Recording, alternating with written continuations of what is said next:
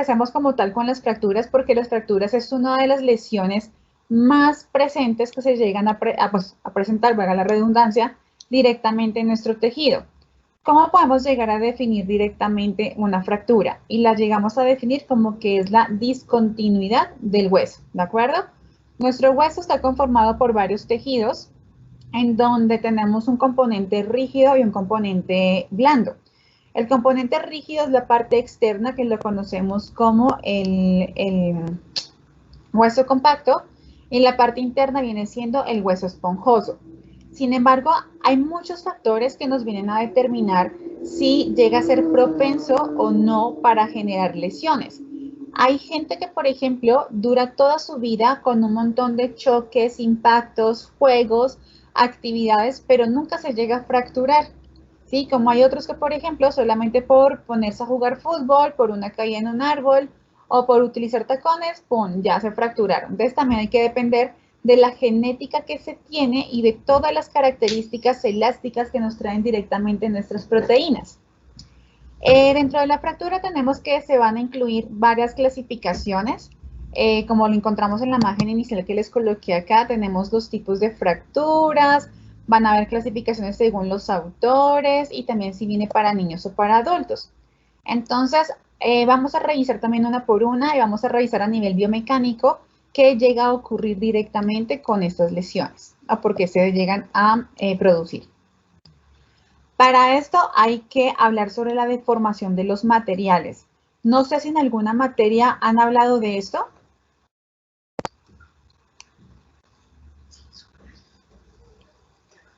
Que yo recuerde de deformación de materiales, tal vez no, ¿eh? No, algo así como relacionado como con los ligamentos, qué tanto puede ser elástico, cómo se rompen. ¿De Poisson? Algo así. Dime, Pati. ¿No es la gráfica de Poisson? Algo así. P-O-I-S-O-N. No. Ajá, exacto, es el módulo de Young. Listo, entonces, ojo, se los voy a explicar. Esperen, saco mi puntero. Ok, entonces, ojo. Esta curva de carga de deformación hace referencia a todos los materiales, a huesos, ligamentos, tendones, músculo, a todo. ¿Qué significa? Dependiendo de la carga que nosotros lleguemos a soportar o nuestro tejido llega a soportar, va a ser la configuración que se va a generar de acuerdo al punto de lesión. ¿Sí? Acá le llaman la deformación. Todo lo que encontramos adentro es la energía.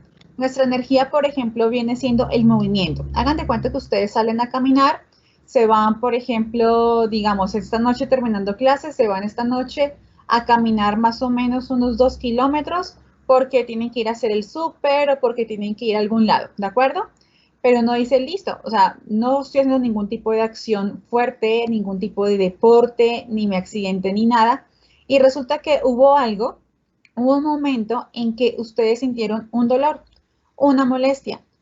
Eso lo conocemos como síntomas, ¿no? Esos síntomas son los pequeños avisos que tienen nuestros tejidos hacia nosotros para poder identificar si estamos siendo susceptibles o no a lesiones. Por ejemplo, el hecho de tener un dolor, el dolor no es malo, el dolor es un aviso de nuestro cuerpo por parte del sistema nervioso que nos avisa que algo está sucediendo directamente con algo de nuestros tejidos, de nuestros órganos que hay que ponerle atención. Entonces, arrancamos de un punto A. Mi punto A es lo más neutro. O sea, ustedes tienen ahorita sus tejidos, tienen ahorita sus músculos completicos, sin lesiones. Empezaron a caminar. Caminaron súper rápido, llegaron al súper e hicieron mercado. ¿Listo? Pero resulta que de regreso, pues hagan de cuenta que hubo el factor ambiente. Entonces, el ambiente es que va a empezar a llover. Ustedes tienen que apurarse. ¿Qué va a pasar? El hecho de generar un apuro va a ser un aumento de la velocidad, que aún así no viene siendo algo malo, ¿correcto? Resulta que cuando empiezan ustedes a caminar súper rápido, algunos pueden llegar a presentar fatiga, ¿cierto? Fatiga muscular es normal. Otros, dependiendo del calzado, cuando es mal calzado, cuando no saben caminar, generan fatiga ósea, que es cuando les queda doliendo como en la parte anterior de la tibia, ¿cierto? Y resulta que aquí ese primer aviso les dice que algo está pasando y que tienen o que bajarle la velocidad o que tienen que hacerlo de mejor manera. Pero ese ya fue su primer aviso. Ahí no tenemos ninguna lesión. ¿Qué pasa? Eso nos permite regresar a nuestro punto original. Llegamos a la casa y no tenemos ningún problema, nos quitamos zapatos y descansamos, ¿va? Eso se le conoce como una región elástica. Todos nuestros tejidos tienen elastina, tienen fibrina y tienen colágeno, que son los que nos van a dar como tal esas características de rigidez o de elasticidad o de amortiguación, y por eso hay varios tipos de colágeno, que por ejemplo el del hueso es el tipo 5, para poder hacer más resistencia a los impactos. Ese es el primer caso, ¿de acuerdo? Entonces, voy normal, me regreso rápido, pero no tengo ningún tipo de lesión, pero sí genero una fatiga. Yo tuve como tal aquí un síntoma, que fue la fatiga, fue el dolor muscular o el dolor de hueso. Pero resulta que hagan de cuenta que Lío, ¿cierto? Lío no hizo caso, regresó a la casa, pero se fue a jugar fútbol con sus amigos. Entonces, como se fue a jugar fútbol y ya estaba de noche porque fue hoy después de clase, pues él empieza a patear la pelota. Y tengan en cuenta que patear la pelota también es energía, ¿no? Resulta que en una de esas patadas de Lío que quiso hacer directamente al arco, cuando pateó, sintió ¿no? Una tronada, como dicen por ahí, que es una crepitación a nivel articular y que pueden abarcar diferentes estructuras. Recordemos que en la parte articular, que lo vamos a hablar también en el tema de hoy, incluimos lo que son los ligamentos, las cápsulas, las bursas, líquido sinovial, los cóndilos, etcétera, ¿no? Entonces, dentro de esto, significa que si ya hubo un sonido, que ya fue un estímulo sonoro, ya tuvimos, por ejemplo, una disminución de la fuerza por parte del muslo del y luego empieza a caminar todo cojo, pues ya tenemos más actividad aquí donde dice, ¿sabes qué, Lío? Tú no hiciste caso, ya te habíamos dicho que estábamos fatigados, tampoco no estiraste y llegamos a una región plástica. La región plástica es donde ya no tenemos retorno. Aquí ya presentamos una lesión, ¿de acuerdo? Esta lesión se puede dar de una forma muy casual, muy leve, que no necesita ningún tipo de intervención. Más bien es como un reposo, una limitación del segmento, control de los síntomas y sobre todo pues mucha observación. Pero hagan de cuenta que Lío es muy necio. Entonces Lío sigue jugando porque es que él quiere ganar, porque hicieron una apuesta y resulta que llega hasta el punto número C. El punto número C es el colapso. ¿Qué significa? Que ese tejido se rompió y al romperse por completo tenemos aquí que tener una intervención quirúrgica. Bien, entonces me voy a devolver. Voy a hacerlo con el ligamento, que es como el más fácil.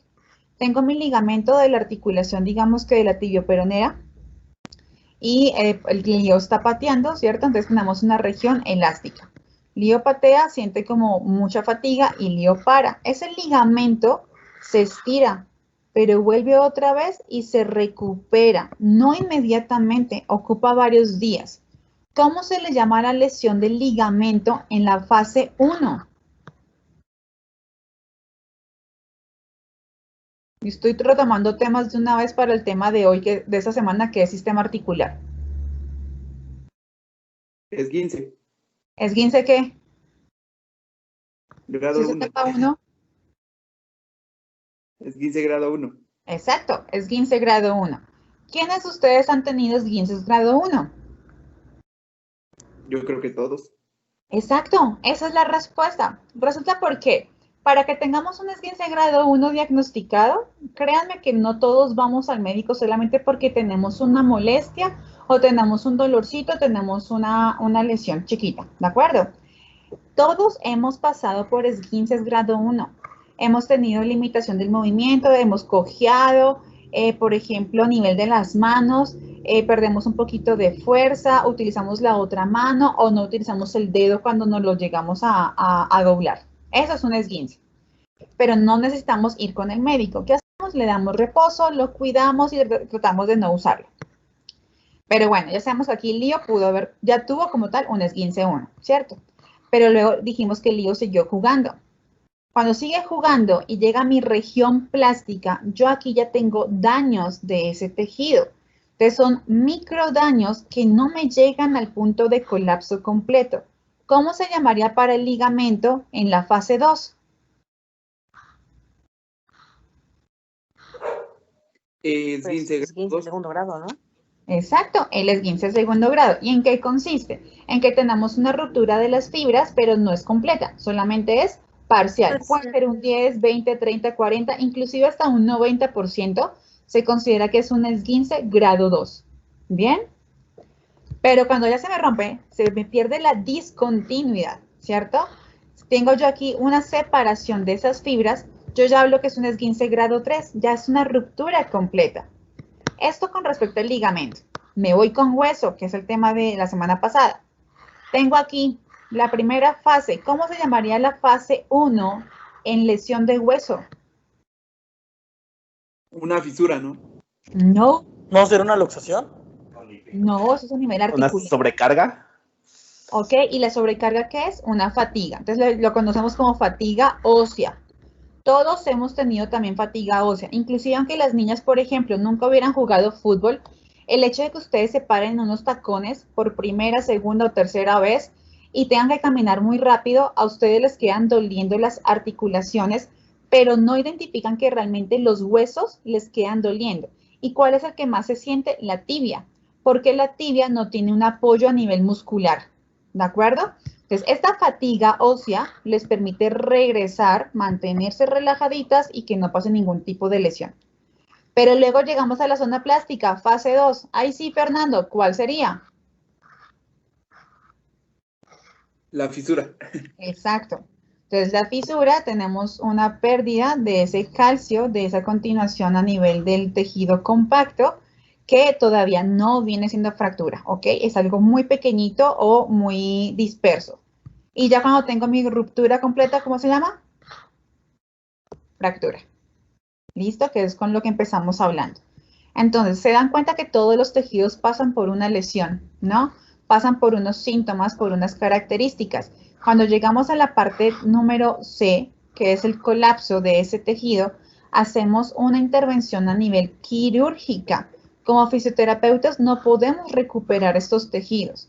Más bien, antes y después de que se tiene esta lesión, nosotros sí trabajamos con intervención en la parte de fortalecimiento muscular y de mantener los rangos de movimiento. ¿Claro hasta acá o tenemos preguntas? ¿Sí se las sabían? No, pero está súper padre. Bueno, me gustó. Vale, perfecto. Maestra, yo tengo, por ejemplo, como una pregunta, duda, para así decirlo. Dímela. Ya, todo esto es como en varios días, por así decirlo, ¿no? Sí. No puede ocurrir como en un solo partido. Por ejemplo, es que yo me acuerdo que tuve un compañero que se fracturó 3 dedos, pero no se dio cuenta en todo el juego hasta que pues ya veníamos de regreso en el camión. Ahí fue cuando dijo, oye, pues me duelen los dedos, y ya vimos y pues ya estaban morados los dedos, estaban fríos, y pues por eso le pregunto, o sea, ¿no puede ser como en un instante? No. ¿En horas? Ok. No, no sucede así. Sí creo que se han escuchado y creo que cuando yo les di a ustedes biomecánica, a la mayoría de ustedes, ¿se acuerdan que yo les mencionaba que los tejidos tenían memoria? ¿Cierto? Todos nuestros tejidos tienen información guardada. Desde el momento en que ustedes empezaron a caminar, o sea, desde pequeñitos, o si ustedes, por ejemplo, los dejaron caer, se cayeron ustedes solos de la cama, ustedes estuvieron siempre haciendo esto. ¿De acuerdo? Y lo que hace su tejido es guardar, acumular. Es como dice el dicho por ahí, ¿cómo es? La gota que rebasó la copa, ¿no? Entonces ustedes acumulan y acumulan y acumulan. Luego siguen acumulando en la adolescencia. Haz de cuenta que nunca tu compañero nunca se lesionó, nunca nada. Llegaron a la adolescencia, brincaba, saltaba, jugaba, se tiraba de los árboles, etc. Pero luego llega el partido, en el partido no hubo caídas, en el partido no hubo golpes, pero resulta que con el mínimo movimiento, esto ya no aguantó e hizo que generara la lesión completa. Entonces, una lesión, una fractura, un esguince grado 3, una luxación, no ocurre en el momento solamente porque sí, porque hizo una fuercita, porque se cayó. Es porque antes hubo una sumatoria de muchas pequeñas fuerzas acumuladas que tuvieron que llegar hasta este punto porque poco a poco se fue avanzando y no se tuvo una recuperación. ¿Bien? Sí. Listo. ¿Y se puede combinar? O sea, ejemplo, que en una lesión o en un mecanismo de lesión haya dos tipos de energías, por ejemplo, que hubo una fractura que llevó al punto del colapso en la tibia, pero a nivel de la rodilla también llegó a un punto B de un esguince tipo 2, por ejemplo. Sí, y ya ahorita los voy a mencionar. Más adelante les voy a hablar de todos los tipos de carga y de lesión que tenemos y una de ellas es la combinada. Sí. Ah, bueno, vale. Va, perfecto. Voy a seguirle.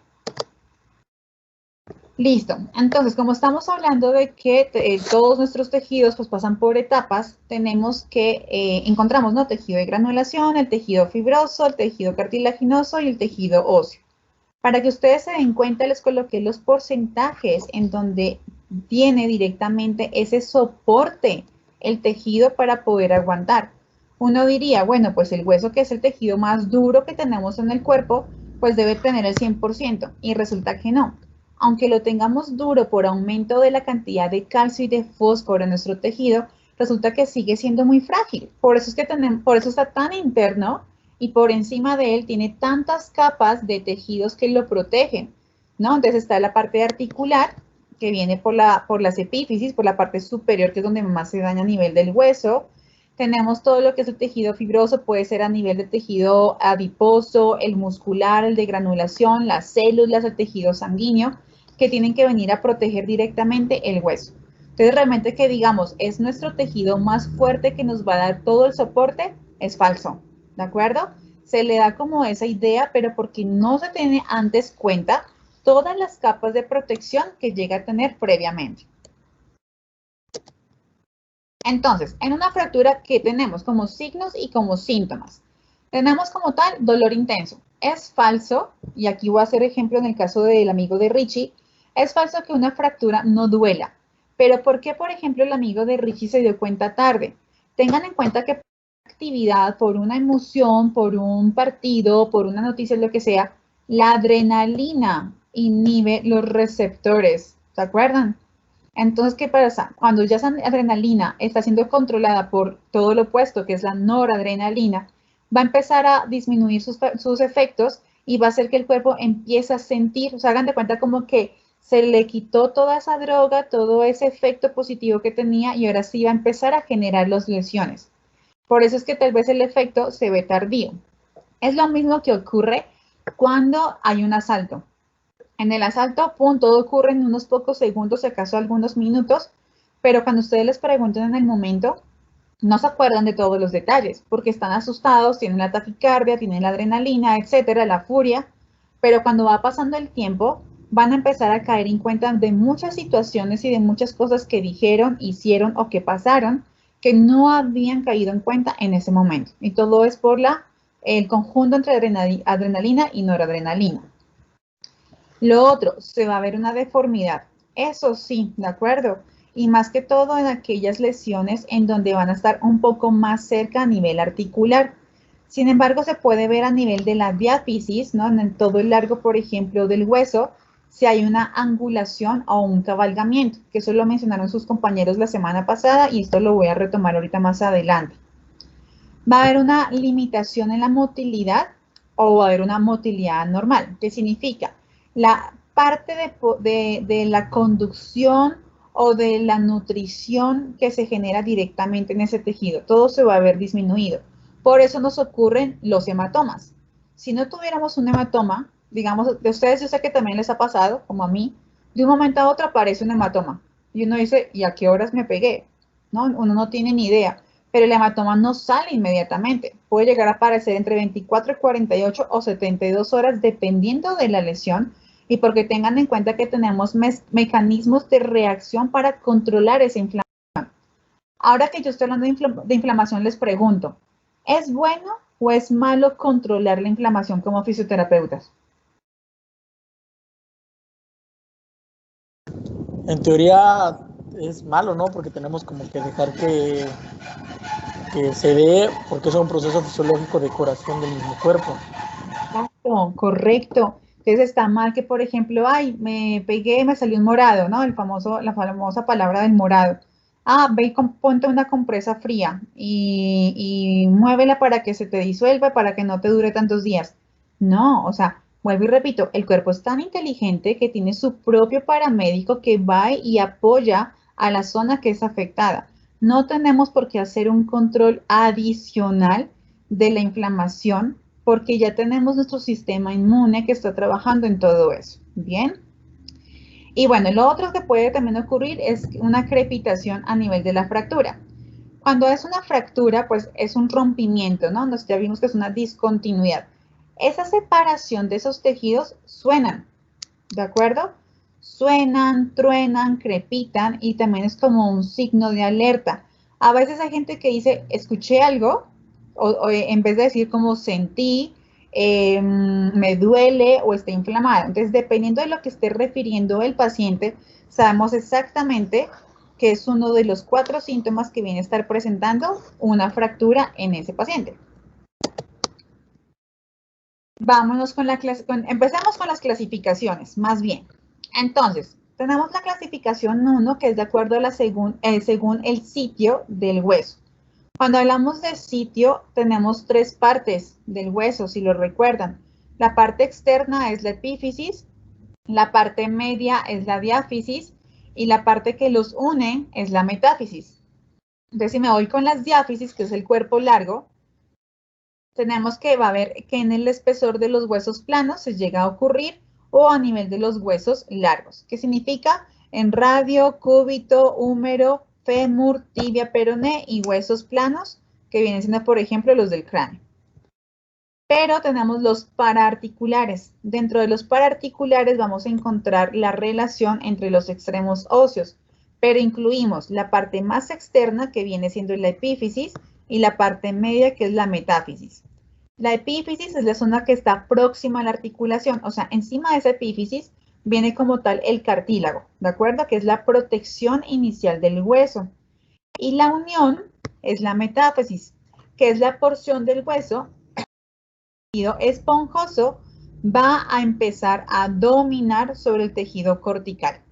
Y tenemos más tejido cortical o más tejido compacto que tejido esponjoso. Bien, vamos con la segunda clasificación. Vamos a ver cuando es de acuerdo a la línea. ¿Listo? ¿Qué tipo de línea se genera dentro del hueso? Puede ser una línea completa o una línea incompleta. Cuando hablamos de que es una línea incompleta, es como si fuera nuestra fase 2, ¿no? Lo que habíamos hablado con Fernando, o sea, es nuestra alias la fisura. Esta línea de la fractura va a afectar en la parte cortical del hueso. ¿Listo? Entonces, únicamente va a ser a nivel del hueso compacto. Aquí les coloqué, se les dice fisura o a nivel de los niños se les conoce como entallo verde, que también lo mencionaron la semana pasada. Y se puede dar por un tipo de fractura que es una fractura compresiva. Ahorita más adelante se las voy a explicar. Pero si hablamos de que es de compresiva, hacemos referencia a que es de compresión, ¿no? O sea, aprieto, comprimo. Cuando es una completa, o sea, la línea pasa por completo de un lado A a un lado B, va a afectar toda la integridad de ese hueso y va a generar una separación. Entonces aquí yo estoy hablando de que la línea del hueso lo divide, más no estoy hablando si es una fractura expuesta o no es expuesta, ¿de acuerdo? Porque cuando ya hablamos de eso es porque intervenimos con otro tipo de tejidos blandos. Bien, vámonos ahora por la tercera clasificación, que viene siendo de acuerdo a la cantidad de fragmentos que puede llegar a originarse. No siempre una fractura sencilla solamente se rompe o se desplaza en dos, ¿no? Que quede como la de arriba contra la de abajo. Inclusive por tantas pequeñas cargas, que era lo que te explicaba Richie, puede estar generando que al momento de un solo impacto, ese hueso al desplazarse genere otros pequeños fragmentos. Entonces tenemos que de 2 fragmentos de igual o de diferente tamaño. Cuando son fragmentos de igual o de diferente tamaño, pero son grandes, son fáciles de reconstruir y de pegar en una cirugía. ¿Sí? Los pequeños tornillos, los clavos, o si solamente fue una fractura con 2 fragmentos o 3, pero muy grandes, solamente con el reposo se genera la consolidación ósea. Luego puede haber un pequeño fragmento libre. Ojo, el libre, no lo tengo acá, me faltó esa foto. El libre es, hagan de cuenta, tenemos este hueso y tenemos la otra parte del hueso. Pero el hueso que estaba en la mitad, que sería el tercero, no quedó en el medio, sino que quedó completamente desplazado. Entonces puede quedar en el medio. Cuando queda en el medio, yo no puedo dejar que ese huesito le pongamos solamente yeso en esa zona y que se osifique así. Porque más adelante, y les va a llegar a ocurrir, llegan personas a nuestros consultorios en donde dicen, es que yo tuve una fractura, me pusieron yeso, pero osifiqué mal, o sea, me quedó mal el yeso. Y cuando uno va a ver, tiene un bulto en esa zona, ¿de acuerdo? Y resulta que ese mismo hueso genera daño en el resto de los tejidos. A partir de aquí tengo que empezar a hacer cirugías. Bueno, no nosotros, los médicos, ¿no? Luego, tenemos otra opción que sería con un gran fragmento intermedio libre. O sea, si aquí ya tenemos un fragmento intermedio, este va a ser pequeño, pero a veces también ocurre que, por ejemplo, por caídas de altura, tenemos fragmentos un poco más grandes que hasta se ve que el mismo, digamos que el brazo o la pierna se ve abultada y es porque está completamente separada. Está súper mal y creo que ya lo sabemos por primeros auxilios que no podemos llegar a hacer ningún tipo de movilización ni compresión porque posiblemente en ese segmento libre por dentro haya quedado cruzado un nervio o haya quedado cruzado un vaso sanguíneo. Al querer ajustarlo vamos a hacer todo el daño, ¿de acuerdo? En vez de haberlo dejado quietico y movilizado. Y la última es cuando tenemos muchos fragmentos, todos libres y pueden ser de diferentes tamaños, que lo conocemos como las conminutas. Todo esto es conminuta, ¿de acuerdo? Pero pueden haber conminutas sencillas o conminutas complejas, en donde sencillamente lo más fácil es entrar en quirófano, retirar, poner placas o reducir y salir y cerrar, ¿de acuerdo? Vamos por la cuarta, creo. La cuarta clasificación es de acuerdo al trazo. Entonces, dependiendo de cómo fue el impacto, cómo se generó esa línea para generar dicha fractura. Tenemos las longitudinales. Si es longitudinal es porque vamos a todo lo largo del hueso, o sea, va a ir paralelo. Todo lo contrario es la transversal, entonces va a ir perpendicular al eje, o sea, va a ir acostado. Cuando son oblicuas, tenemos que se va a generar un ángulo de forma aguda en ese hueso, generando como si fuera un acabalgamiento. Como si ustedes quisieran, por ejemplo, doblar un lapicero, eso es como algo oblicuo, ¿bien? Pero hay otras que son en espirales. En espirales es cuando uno de los segmentos del hueso va hacia la derecha y el otro segmento va hacia la izquierda, como si estuvieran como exprimiendo una toalla, así tal cual. Entonces, cada una de estas se puede llegar a presentar dependiendo del mecanismo de lesión. Pueden presentarse por actividades deportivas, pueden presentarse por caídas de la misma altura, ¿no? Voy caminando y pum, me tropecé y me caí, que son típicas la de los abuelitos. Pueden ser por muchos factores. Entonces, siempre hay que saber exactamente qué era lo que estaba haciendo nuestro paciente, en dónde lo estaba haciendo, el tipo de calzado, y sobre todo también la luz. La luz influye mucho.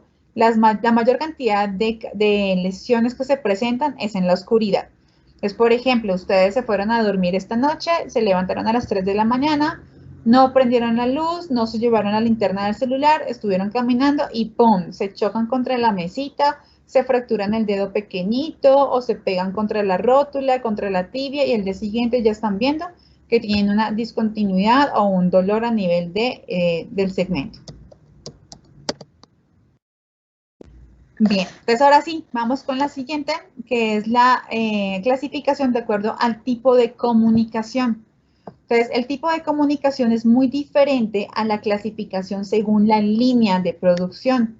El de comunicación aquí sí hablamos cuando son abiertas y cerradas. Bien, cerradas, ¿qué tenemos? Tenemos una fractura, que esto puede considerarse que es una fractura oblicua, ¿no? Porque no es longitudinal, no es transversal, sí es oblicua, aunque tiene pequeñas hendiduras, y no hay compromiso como tal de tejidos blandos. Cuando hablo de tejidos blandos hablamos de músculo, hablamos, por ejemplo, de la piel, de vasos sanguíneos, de los nervios. Pero cuando es abierta es cuando tengo un desplazamiento y una de las partes de nuestro hueso se sobresale. Les puse una tercera clasificación y sin texto, que dicen que son abiertas secundarias. Y estas son típicas de la gente que quiere hacer algo bien y termina haciendo algo mal. ¿A qué me refiero? Se fueron igual ustedes esta noche a jugar un partido de fútbol y un compañero se lesionó. Y ustedes dicen, soy fisio, me voy a ayudarlo. Y lo que quieren es estabilizarlo.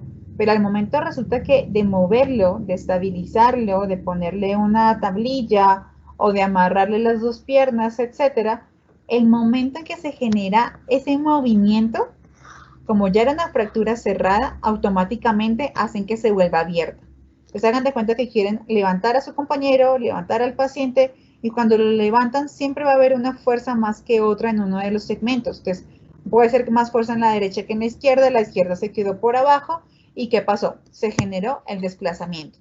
Entonces, si nuestro paciente o nuestro compañero estaba inicialmente así con fractura cerrada, le dolía mucho, ya estaba súper inflamado, no podía levantarse, lo quisimos levantar, ¡pum!, generamos esta. Estas son las que más ocurren, las abiertas secundarias. Ocurren 50 veces más que las abiertas solas.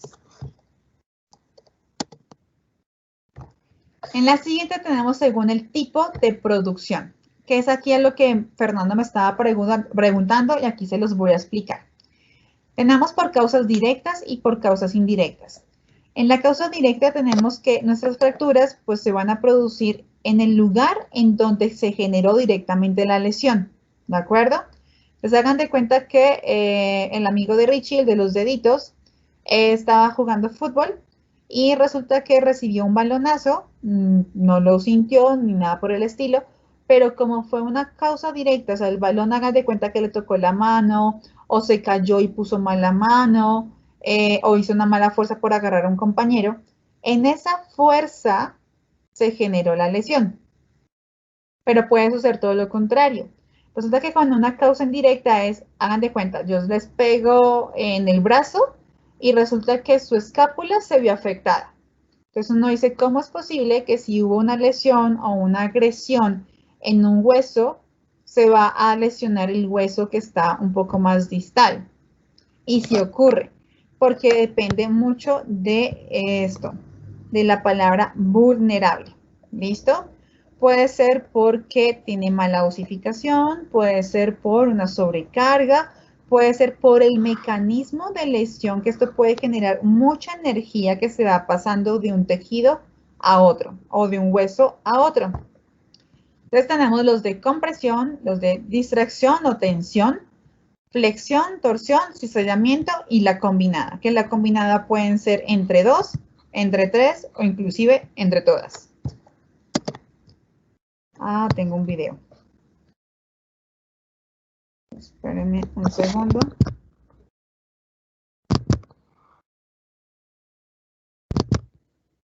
Ya.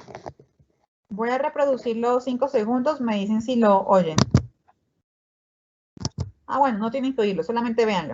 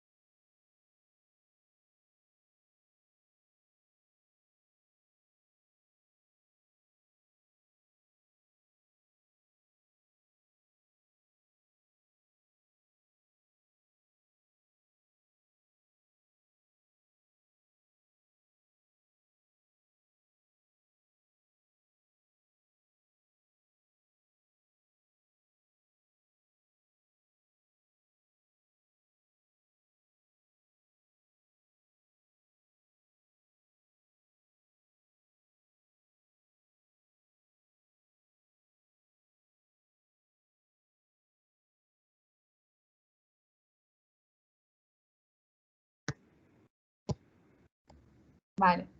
Entonces, ojo, este video se los puse porque inicialmente para los que han jugado fútbol o saben un poquito de fútbol, cuando se creó el deporte era un deporte de no contacto. Y si vemos, por ejemplo, los partidos de los años 60, los comparamos con los 80, los comparamos con ahorita, cada vez se ha vuelto más agresivo, más fuerte ese deporte que ya es considerado como un deporte de contacto, ¿no? Donde ya se tienen demasiadas lesiones. Me voy con lo siguiente. Todo esto se los voy a resumir con solamente palabras y con la imagen. ¿Listo? Esto omítanlo porque se los voy a dar un poquito más claro porque esto es muy relacionado con física. Cuando hablamos de que hay una lesión o una fractura por tensión, tenemos nuestro tejido, nuestro hueso, y es cuando los dos polos se alejan. Entonces estamos tensionando.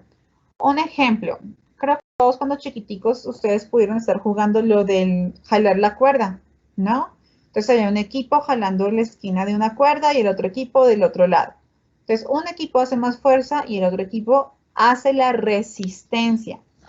Esto ocurre, por ejemplo, en el caso de, puede ser maltrato infantil también, puede ser por agresión en una familia, a una mujer, a un adulto inclusive, en donde lo jalan, ¿no? Lo jalan de su extremidad distal, digamos que de la mano. Este viene siendo como tal radio y cúbito, y aquí viene siendo la parte articular del húmero. Entonces, la articulación tiene que hacer también una tensión, ¿de acuerdo? Para que no se separen las estructuras. Pero dependiendo del contenido de este hueso, o sea, de toda la parte osificada, tengamos en cuenta también el factor edad, tengamos en cuenta la cantidad de carga que ha recibido durante su corta o larga vida, esta lesión va a generarse o se considera en una radiografía que es una fractura por tensión. O sea que los segmentos se van a separar. Me voy todo lo contrario, me voy ahora con la compresiva. La compresiva es ahora cuando mis polos tienden a unirse. Entonces, cuando, por ejemplo, hay un choque o igual, no sé, me meto por maltrato en casa, por ejemplo, que es lo que está ocurriendo mucho en América Latina, tristemente, en donde hagan de cuenta que llegó el esposo y golpeó a su mujer, y entonces cuando la golpea, pues esta es la fuerza de él, esta es su cabeza o su tronco, pero esta es la parte posterior. Entonces hagan de cuenta que es la pared, ¿no? O el piso. Entonces lo que hacen es generar las dos fuerzas que tienen velocidad acelerada, velocidad neutra, pero con una rigidez, hacen que esto tenga un choque. Bien. Entonces compresiva va hacia adentro, tensión va hacia afuera. Cizalla. La de cizalla es un desplazamiento. Esto ocurre por ejemplo. ¿Puedes repetir un poquito la anterior? La compresiva es cuando tenemos un acercamiento de los dos polos hacia el centro de la estructura. Bueno, miren, acá les coloqué. Nosotros todos los días cuando nos levantamos generamos una carga compresiva en nuestras vértebras, porque tenemos que caminar, tenemos que sentarnos y estamos en contra de gravedad. Esta es nuestra gravedad, esta es nuestra columna y este es el piso, es la resistencia, ¿de acuerdo? Entonces todas nuestras vértebras van a generar una compresión.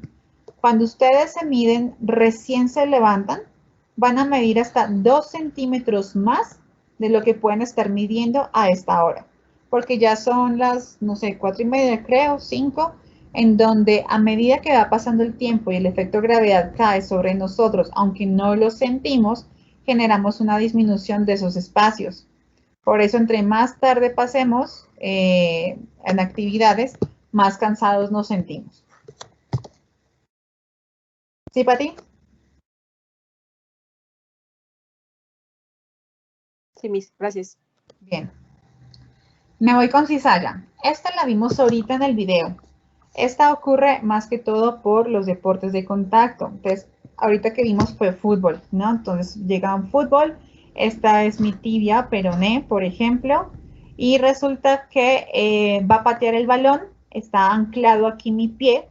y resulta que viene un jugador, el jugador me patea por abajo, el otro jugador me lleva por encima, o puede ser la misma fuerza de velocidad que yo llevo. Entonces mi estructura tiene un desplazamiento que es a nivel transversal. En los de flexión, en estos de flexión tenemos, por ejemplo, esto, bueno, si ven la figura, sí es flexionada, bien, pero si la vemos bien y la analizamos, es una carga combinada. ¿Por qué?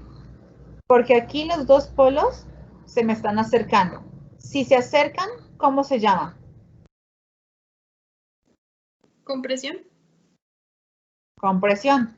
Pero si me voy por la parte posterior, mis dos polos se están alejando. ¿Cómo se llaman? De tensión. Exacto. Ahora, si se dan cuenta, tenemos tensión, tenemos compresión. O sea que yo puedo decir que esto realmente es una lesión combinada. Pero pregunta, cuando estoy doblando mi tejido o doblando, en este caso, doblando mi hueso, ¿qué se me rompe primero? ¿La tensión o la compresión? Compresión, ¿no? Por las fuerzas. Tensión. En la tensión. Cuando hagan de cuenta, agarren ahorita su lapicero o el lápiz, lo que tengan ahí. No lo van a romper, pero quiero que hagan ustedes el simulacro. Cuando ustedes agarran los dos extremos y quieren doblarlo hacia flexión, ¿cierto? A doblarlo, la parte interna es la fase compresiva, porque se están acercando.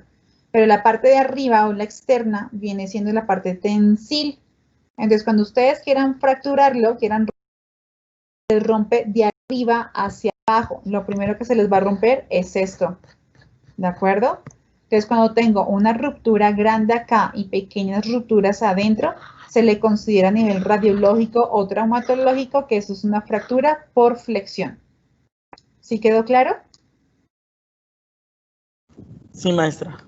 Bien, listo. Sí. Voy con la de torsión, que es la que les comentaba, que es como tipo toalla. Esta sí que ocurre mucho con niños maltratados, inclusive con animalitos también que realizamos fisioterapia con animales, también ocurre mucho esto. Ojo, cuando agarramos un segmento óseo y queremos llevarlo hacia un lado y el niño o el perrito hace una fuerza contraria, genera un movimiento de torsión. ¿Qué significa? Mi parte superior en este caso va hacia el lado izquierdo, mientras que mi parte inferior va hacia el lado derecho. Esto lo digo mucho porque son muchísimos los casos que tenemos de abuso infantil y aquí en estadísticas a nivel México. Si me voy por deporte, fútbol, igual. Tengo aquí mi jugador, esta es su pierna, se le clavan los, ¿cómo se le llaman? Los guayos, los zapatos, se le clavan en el piso, quiere girar, inclusive para básquetbol, quiere girar hacia un lado, pero resulta que vienen y lo empujan o se llevan el balón hacia el otro lado. Entonces, lo que hacen es llevar las cargas de manera contraria. Y a eso se le conoce como que es una tracción, una torsión. No lo puse. Ok. Entonces, las cargas combinadas es cuando yo tengo una de estas más una de estas, o sea, son dos o más, puedo presentarlas como cargas combinadas. Díganme un deporte, porque es considerado deporte, en donde pueda presentar una carga combinada dentro de la ejecución de su deporte. O sea, está compitiendo. En el fútbol americano. ¿Por qué, Richie? Por ejemplo, ese de torsión es muy dado en los tobillos con los corredores, porque luego, como no los tumban, por así decirlo, la flechita de abajo sería el jugador que no lo pudo tumbar y quedó como anclado, o sea, lo abraza del tobillo. Como él sigue moviendo sus piernas y le pega, pues, y gira él para quitarse al otro jugador, pues ahí hace ese movimiento de torsión. Claro, además ten en cuenta que también el fútbol americano tiene cambios de velocidades y de direcciones. Entonces, aunque esté corriendo, tiene todos los compañeros o los contrincantes que van a ir haciendo un cruce de la velocidad, pero muy bien. A ti porque tú haces fútbol americano, pero entonces ahora a los demás les pregunto, ¿qué otro deporte? Pues también el fútbol. Yo pensaría en una bailarina, podría ser. ¿En cuál? En una bailarina. ¿Bailarina por qué, Grace? Por tal vez todos los giros y maniobras que llegan a realizar. Correcto. Y ten en cuenta que ellas tienen una lesión mucho más grande o un foco de lesión porque se paran en punta de pies, ¿de acuerdo? Entonces su articulación está en sobrecarga. Algo que ustedes en México son muy buenos, por ejemplo, y ocurren muchas lesiones por torsión, es en las artes marciales. Todo lo que es karate, inclusive artes marciales mixtas, ¿no? Todo vale, el muay thai y todo eso. Todo lo que tenga que ver con impacto, pero fuertísimo, son cargas combinadas. ¿De acuerdo? ¿Preguntas hasta acá?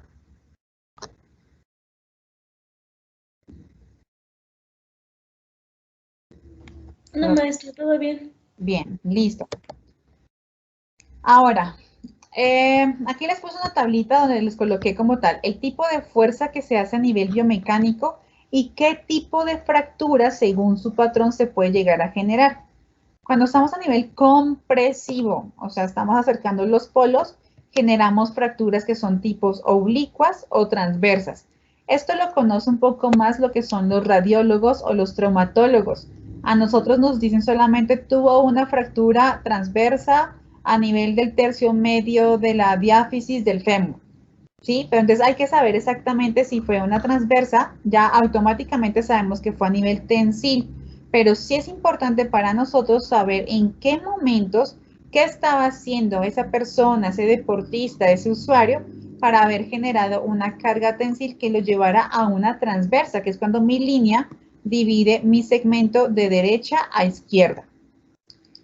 Tenemos la de cizallamiento, que también es la de desplazamiento o la de cizalla, que es una oblicua corta. Tenemos la de flexión, que puede generar transversas, puede generar oblicuas, pero también genera los fragmentos en ala de mariposa. Creo que fue el equipo de Grace y de George, no me acuerdo, que hablaron sobre las alas de mariposa, ¿no? Son entre 3 y 4 segmentos que al momento de separarse generan la forma. Tenemos la otra que es la de torsión, es en forma de espiral, que es cuando hacemos como el exprimir la toalla, y las fuerzas combinadas. En esas fuerzas combinadas tenemos como tal las conminutas y tenemos las pequeñas fisuras cuando estamos en fase 2 de la lesión del hueso.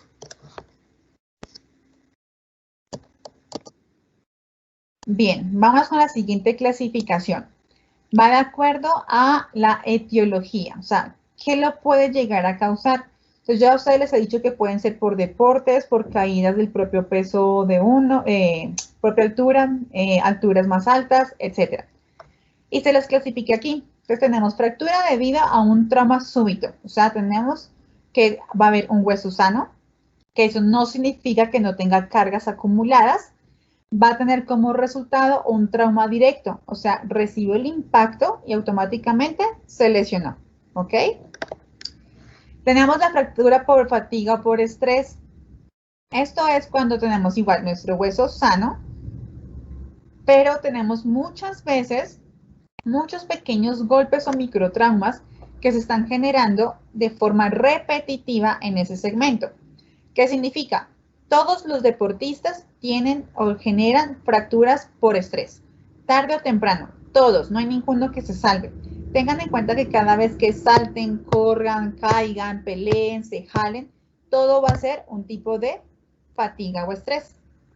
Y la tercera es la típica de nuestros abuelitos o es la típica de, por ejemplo, mujeres menopáusicas, que el hueso pues no está sano.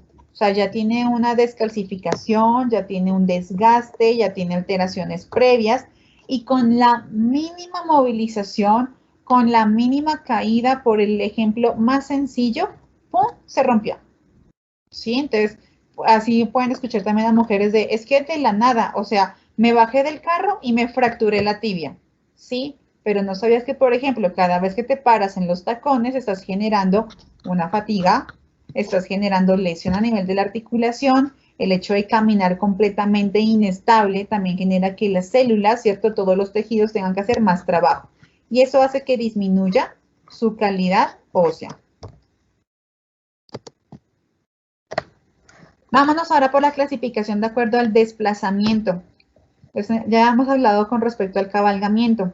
El cabalgamiento ocurre, uy, ahí puse al revés la letra, perdón, la dislexia. Cuando este desplazamiento ocurre a nivel lateral y va a ser mucho más grande que el diámetro del hueso.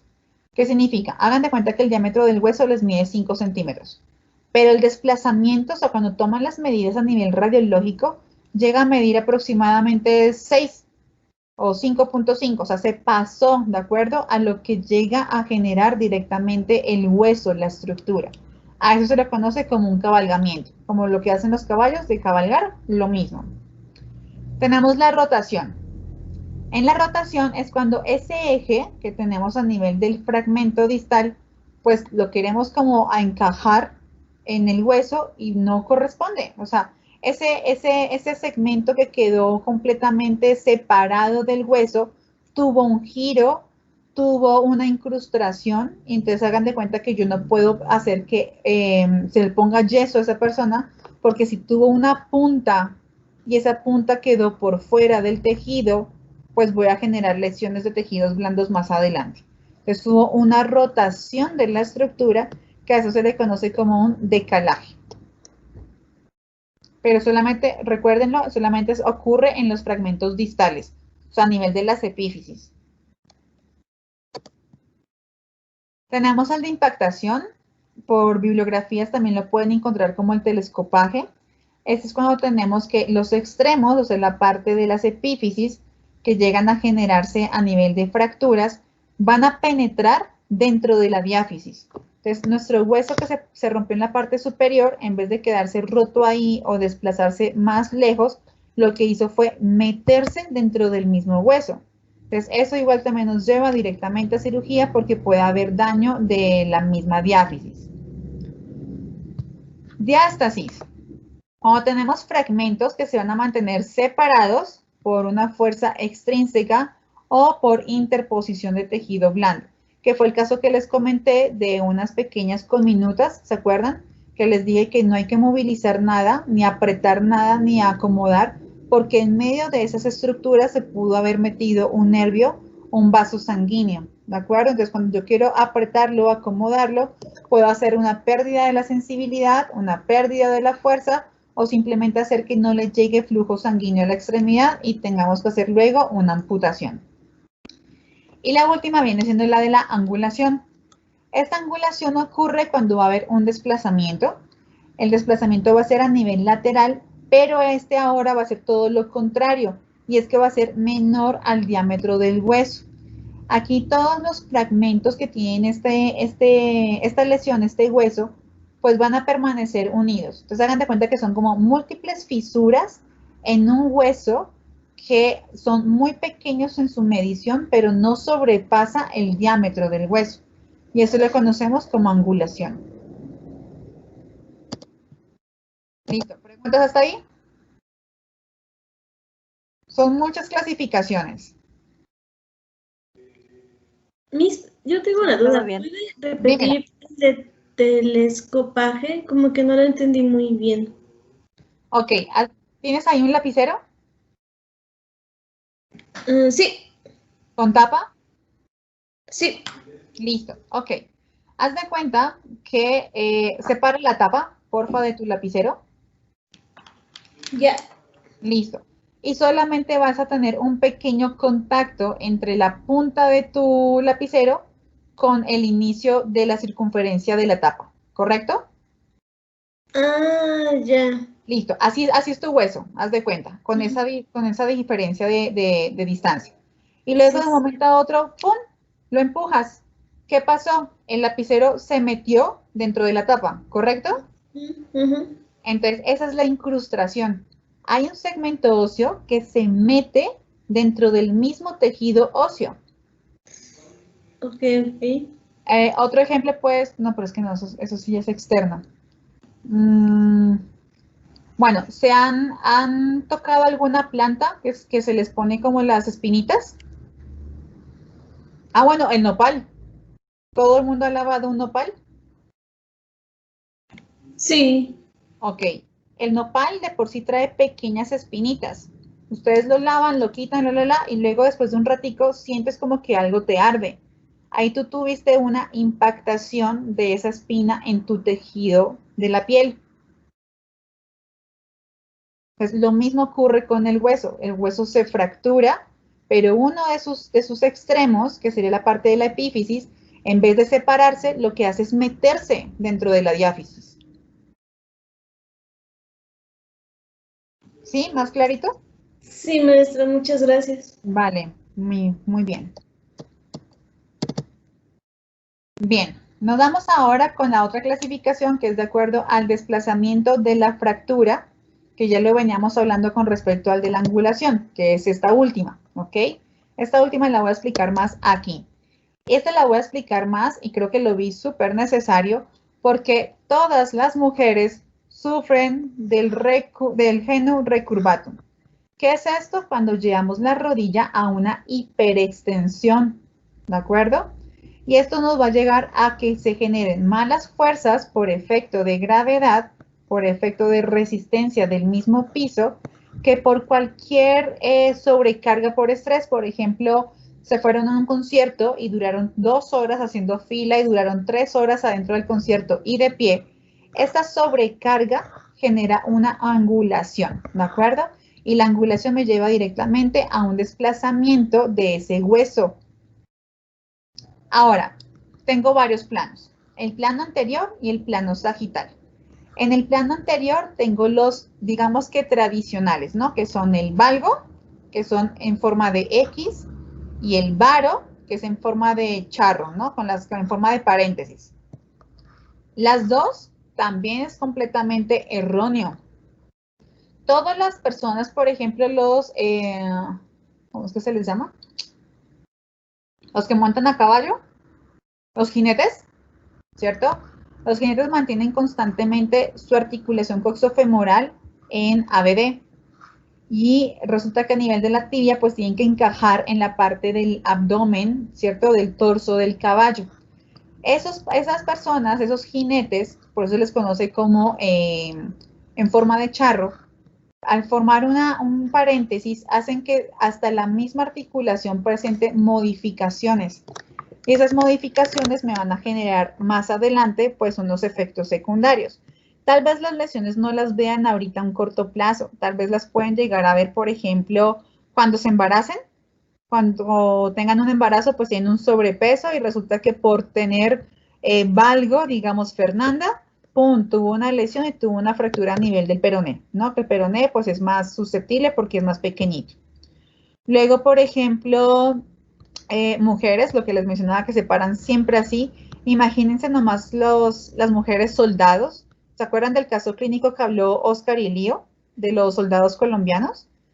El hecho de permanecer tanto tiempo de pie, de mantener este exceso de extensión de rodilla, luego el calzado que no es que sea nada adecuado y la fuerza, la presión que tienen que estar haciendo en cada uno de sus marchas o de sus desplazamientos, eso genera lesiones y fracturas de angulación. Pero la última la que tenemos es la antecurvatum.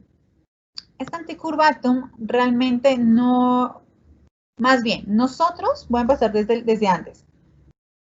Nosotros tenemos que mantener siempre en posición de bipedestación una semiflexión de nuestras articulaciones, inclusive de rodilla, tobillo y cadera.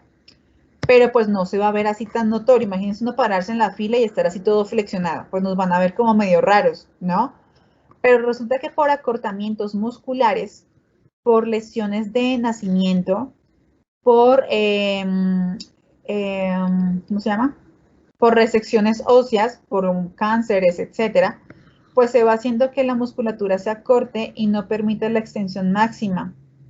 Entonces lo que va a generar, por ejemplo, es que al mantener en flexión constantemente los segmentos, también el efecto gravedad y el efecto resistencia del piso, más si le ponemos un mal tipo de calzado, un mal terreno para poder caminar, correr, jugar, etcétera, me lleva directamente a fracturas o lesiones por angulación. O sea que estas 4 me llevan a tener esto.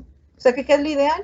Ser normales. Entonces, ser normales, entre comillas, sí es generar una pequeña semiflexión, pero mantener completamente alineados nuestros segmentos. Significa que nosotros nunca tenemos por qué tener los pies juntos. Siempre tiene que estar al mismo nivel de los hombros. ¿Bien? Bueno, aquí tenemos igual lo que les mencionaba. Tenemos una transversal, tenemos una oblicua, tenemos una oblicua en espiral. Si se dan cuenta, esta ya tiene más curvatura. Esto ya se considera que es una conminuta, pero esta conminuta tiene solamente 3 porciones. Porción 1, porción 2 y porción 3. Y mi porción 2 es un tejido grande, o sea que es fácil de poderlo anclar con clavos. Resulta que uno puede decir, bueno, pues fácil, le pongo un yeso porque no está desplazada y que osifique así. Pero resulta que a veces los ortopedistas no se dan cuenta que esta punta queda por fuera del segmento. Hay que o limarlo o encajarlo bien al momento antes de colocar el yeso. Si colocamos yeso, el paciente refiere así, es que me duele, siento que me chuza algo, siento que algo me está como maltratando. Cuando quitamos el yeso, llegan a rehabilitación y empezamos a hacer la palpación, pasamos la mano, todo liso y luego aquí un bulto. Luego liso y pum, aquí un agujero y luego aquí otra vez liso. Estos pacientes vuelven otra vez al quirófano porque no se les hizo la corrección de estas puntas. Esto puede generar daño a nivel del nervio, a nivel de tejidos blandos o inclusive en una fuerza, en un golpe, caída, etcétera, o por levantar un botellón. Aquí lo que hizo fue romper un vaso sanguíneo. Bien, y esta es la múltiple conminuta. Entonces, por ejemplo, Brendita, tenemos un segmento, 2, 3, 4, 5, 6, 7 segmentos. Pero si te das cuenta, este pequeñito está muy pequeñito, pero está más separado de acá y aquí está más unido. O sea que yo aquí ya tuve una incrustación, ¿sí? Pero resulta que habíamos dicho que todo ocurre a nivel de las epífisis, de los extremos distales. Ahora, esto no significa que no puedan haber incrustaciones entre ellas en una conminuta a nivel de la diáfisis. Por eso es que a veces es necesario decir, ¿sabes qué? Prefiero remover este segmento, quitarlo en cirugía, que me quede el hueco, coloco una lámina de titanio, puede ser de platino. También se colocan algunas sustancias, algunos ortopedistas lo colocan para que se haga un relleno, porque automáticamente lo que hacen los osteoclastos y los osteoblastos es generar la osificación ósea, que es lo que hablamos la semana pasada y lo que sus compañeros mencionaron el día de hoy. Sí, maestra. Les traigo ejemplos, entonces.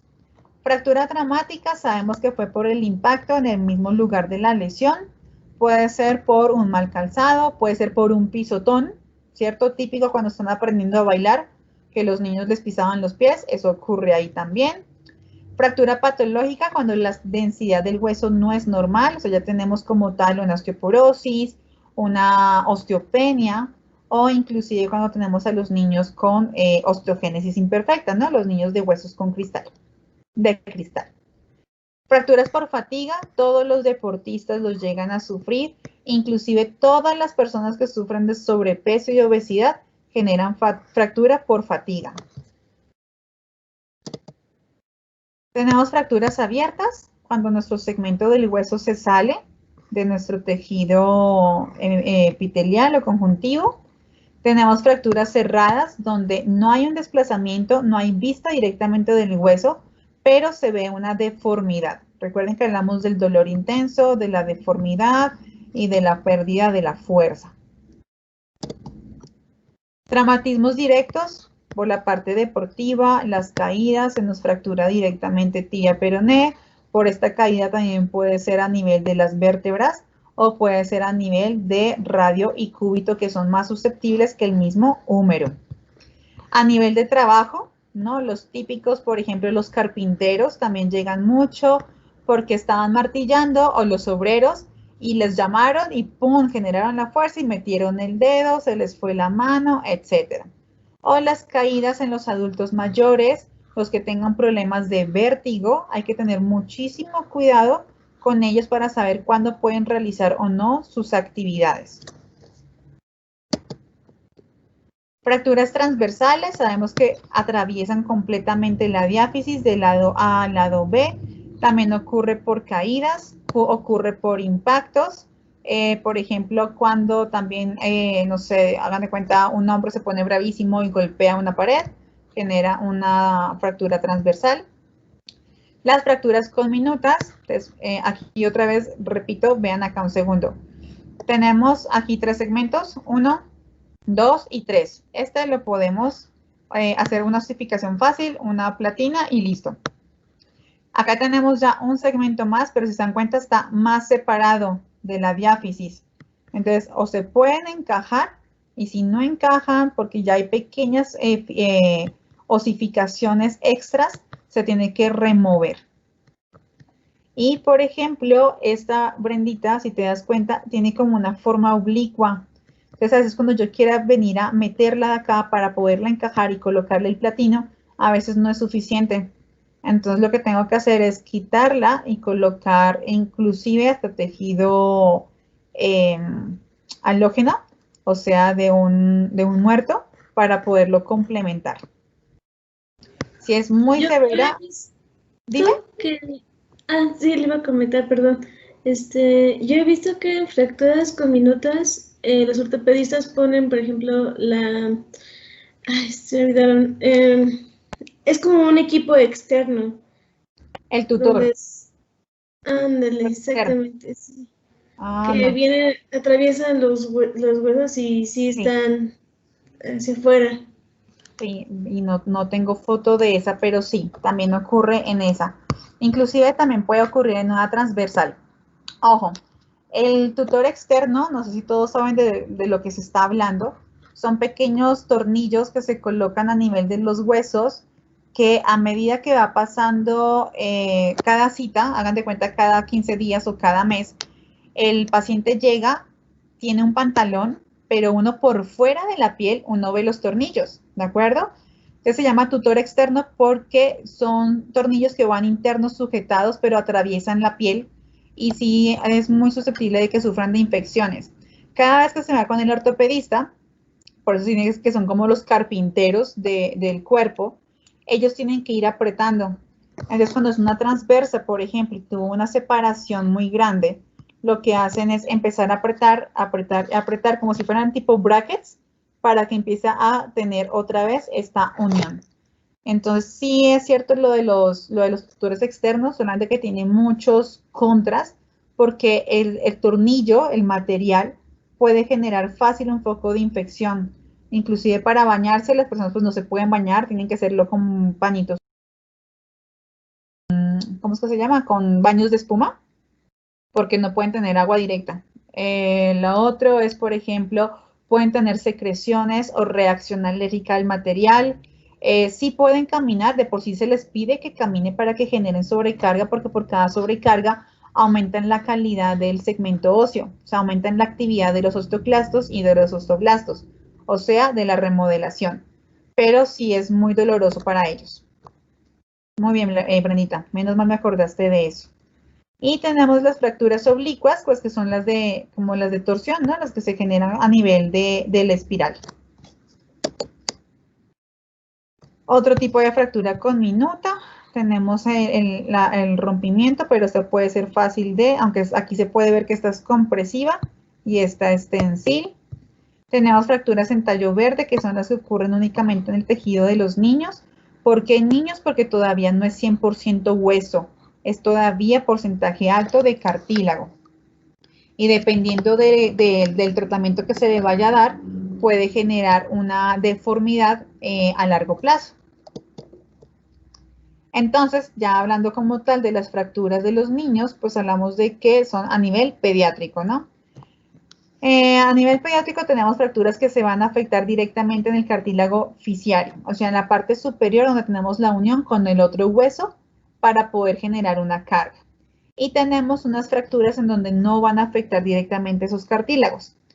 Esto tiene una clasificación, se divide en cuando son específicas en la infancia y cuando no lo son. Aquí es cuando podemos llegar a identificar por medio radiográfico y cuando no nos dan mucha información a nivel verbal, si los niños sufrieron estas lesiones de fracturas por un maltrato infantil o simplemente fue por una caída o un juego. Esta de las pediátricas se dividen en las que sí son fracturas específicas de la infancia en 3. Tenemos la que ya conocemos, que es en tallo verde, que ya la vimos ahorita. Tenemos en la del rodete o caña de bambú. Entonces hagan de cuenta que tienen el hueso, pero tienen como varias líneas como si estuvieran dibujadas a nivel paralelo, ¿de acuerdo? Y la otra es la incurvación traumática. Esta incurvación traumática es la que ocurre a nivel ya 100% de maltrato. Aquí ya es, por ejemplo, cuando agarran a los niños, los golpean, los aprietan, los botan, los comprimen. Entonces, estos huesos generan pequeñas curvas, pero por el tipo de lesión que se ve a nivel radiográfico, se considera que esto es traumático. Cuando a ustedes les llegue una fractura por tallo verde y en su historial clínico del paciente no diga nada de que fue por abuso infantil, ustedes tienen la obligación de reportarlo a sus altos mandos, ¿de acuerdo? Es mejor que ustedes tengan la duda y que salga negativo a que pasen derecho con el tratamiento y ustedes nunca notificaron que ese niño ha sido abusado físicamente. Dentro de las fracturas no específicas, tenemos según sus localizaciones. Entonces pueden ser a nivel de la epífisis, que es la parte superior, en la parte media, que es la metáfisis, o en la parte media, que viene siendo las diáfisis, ¿no? El borde.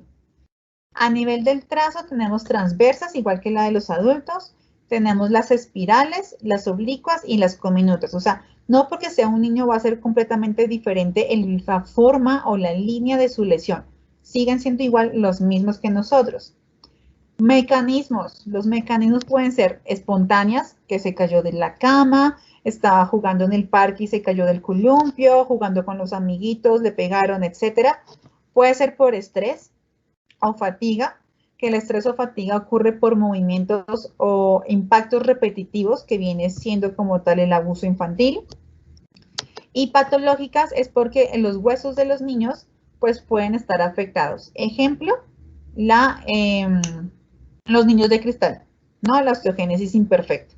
Entonces sabemos que aunque el niño llegue con muchas fracturas, pues no voy a decir, entonces está siendo abusado físicamente.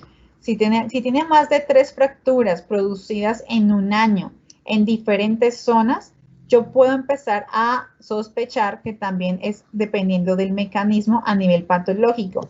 Tengo que mandarlo a nivel de genetista para revisar la densidad ósea. Tengo que revisar, por ejemplo, por medio de una densitometría ósea. No solamente se le realiza a las mujeres menopáusicas, para saber en qué niveles de afectación del calcio está. Y les traigo otro video.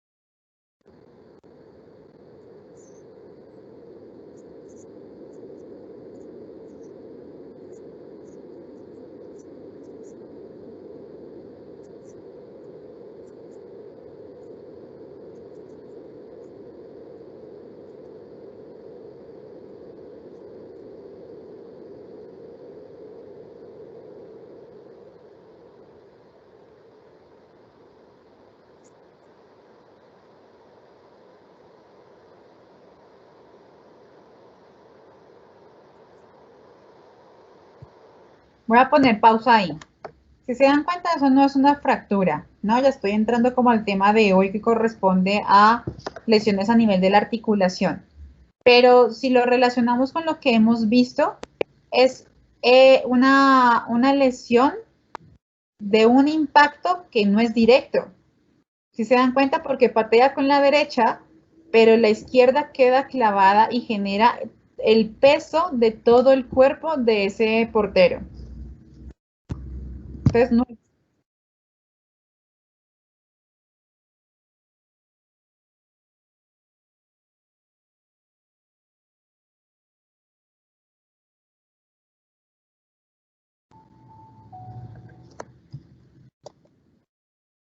Ok.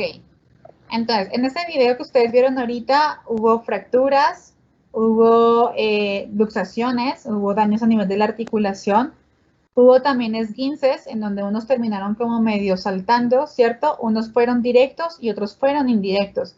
Entonces, no significa que siempre porque tengamos un golpe, automáticamente por eso fue que nosotros nos llegamos a lesionar al 100%. Es porque tenemos una acumulación, una fatiga que se va acumulando en los tejidos que de un momento a otro tienen que llegar a disipar esa fatiga. En fractura por compresión, como les mencioné anteriormente, tenemos la de las vértebras, porque tenemos efecto de gravedad constantemente. Estos discos intervertebrales es lo que más nos va a dar a nosotros el espacio entre cada una de las vértebras, ¿ok? Van a ser más grandes, más prominentes los espacios a nivel cervical, medio en dorsal y menos en lumbares. Pero cuando tenemos caídas sentados, cuando tenemos, por ejemplo, por juegos mecánicos, cuando hacemos, por ejemplo, un bungee jumping, etcétera, generamos fracturas por compresión. Ahorita les traigo todo lo que es a nivel radiológico. Vamos a ver si alcanzan a identificar un poquito. ¿Ustedes ven alguna materia que tenga que ver con lectura de exámenes diagnósticos? No, Miss. No tenemos. No. Evaluación y diagnóstico, pero pues lo vemos como muy en específico. O sea, no es como que literal radiografías por todos lados. O sea, si por ejemplo yo les llevo un encefalograma, ¿saben identificar un encefalograma? Claro, por Grey's Anatomy yo sé cómo se ve. Fernando.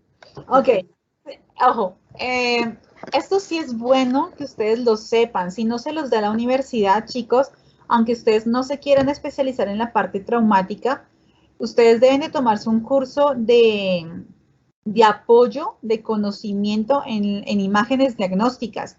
Porque, por ejemplo, dicen ustedes, quiero trabajar solamente con niños. Bueno, pero niños tienen fracturas, niños tienen hematomas, niños tienen, por ejemplo, daño cardíaco, tienen que saber también leer un electro, tienen que leer, por ejemplo, una ecografía, un ultrasonido. Entonces, para que ustedes puedan corroborar que efectivamente el diagnóstico que se está dando a nivel médico sí corrobora la información que ustedes están viendo a nivel de las radiografías o de cualquier tipo de examen. ¿Listo?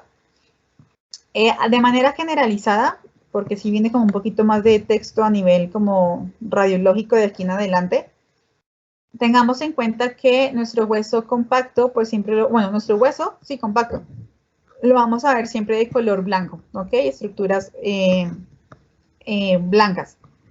Pero resulta que a veces cuando no tenemos una continuidad, cuando tenemos, por ejemplo, como un exceso o una mancha blanca, tenemos que saber exactamente a qué se debe.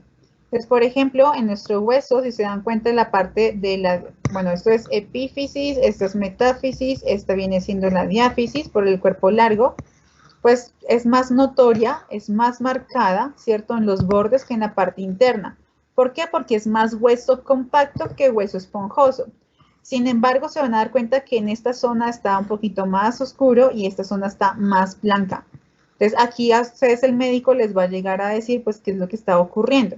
Como tal, acá yo les coloqué que se ve una línea radiolúcida, significa que esto es radiolúcido, que se cruza de forma oblicua. No sé si lo alcanzan a ver, pero es una línea que va así, ¿no? Va atravesando de esta manera. ¿En dónde está? Está en la metáfisis tibial.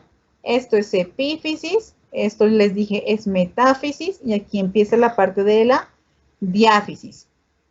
Esta fractura la saqué de un artículo de verdad y fue de una persona que sufría de estrés, pues ósea, ¿no? De 3 semanas de evolución.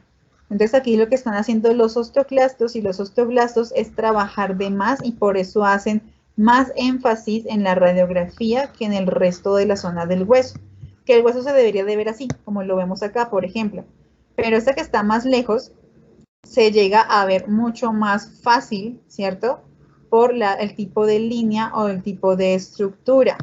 Entonces, estos son los platillos tibiales, esto es la epífisis, esta es la metáfisis y esto viene siendo la diáfisis. Entonces, esto es una fractura por estrés que viene siendo a nivel metafisiario, pero viene siendo a nivel, si lo vemos de lejos, puede ser transversal, ¿de acuerdo? Pero no es completamente recta. Si yo lo hago recto, tengan en cuenta que esta punta va mirando hacia arriba, o sea que ya la considero que es oblicua. Ay, ¿dónde está? Ah, sí, ya la escribo más adelante. Ok. Les metí también un poquito de la parte de tratamiento, que es lo que estamos viendo en cada uno de nuestros portafolios. Tenemos que saber que realizamos, por ejemplo, inmovilizaciones, y hay varios tipos de inmovilizaciones que también hay que saber cómo se hacen, si es con vendaje dinámico, vendaje estático, si tiene que ser con soporte, o sea, hay muchísimos tipos de vendaje. Tenemos cuando son por de urgencia los tipos de tratamiento, que se hace una profilaxis, que es como toda esa limpieza, todo ese reconocimiento de la estructura y tratar de controlar lo que es el shock. Todos los pacientes entran en shock. Si ustedes se dieron cuenta en el futbolista, en el portero, por la luxación, estaba en shock, empezó a gritar como loco, ¿de acuerdo? Evitar o disminuir el dolor con analgésicos, inclusive como fisioterapeutas tenemos técnicas de relajación. Para los que estuvieron conmigo en obstetricia, ¿se acuerdan que habíamos hablado de las técnicas de Golden Light, de Feldenkrais, de Jacobson y todo esto? Pues cuando hacemos los tratamientos por medio de técnicas respiratorias, por técnicas de relajación y de concentración, el dolor disminuye, sin tener que obligar a evitar que ese paciente consuma medicamentos porque sabemos que tienen efectos positivos, pero también efectos adversos.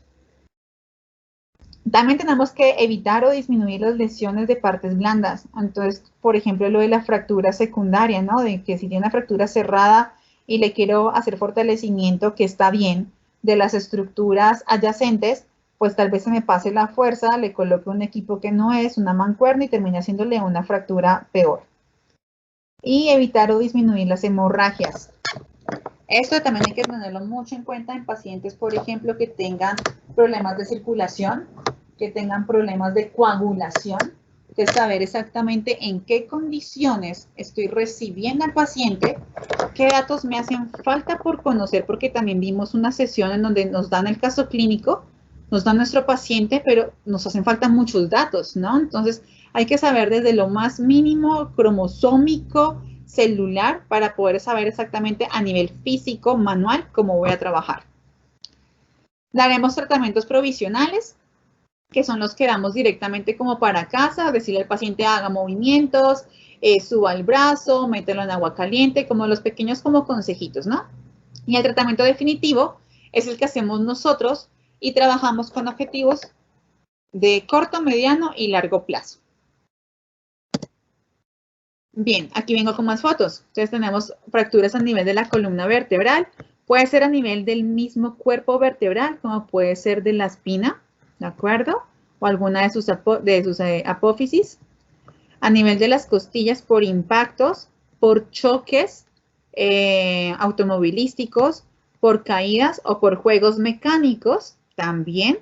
Y estos de las costillas son gravísimas porque tengan en cuenta que las primeras 8 están relacionadas con el sistema pulmonar. Entonces, si una fractura se genera y se va hacia adentro, puedo tener una telectasia, que es un colapso pulmonar. Las de la clavícula, estas son súper conocidas en traumatología, en urgencias, aquí en cualquier hospital, por las caídas, cuando se revientan las bolsas de aire de los carros por choques.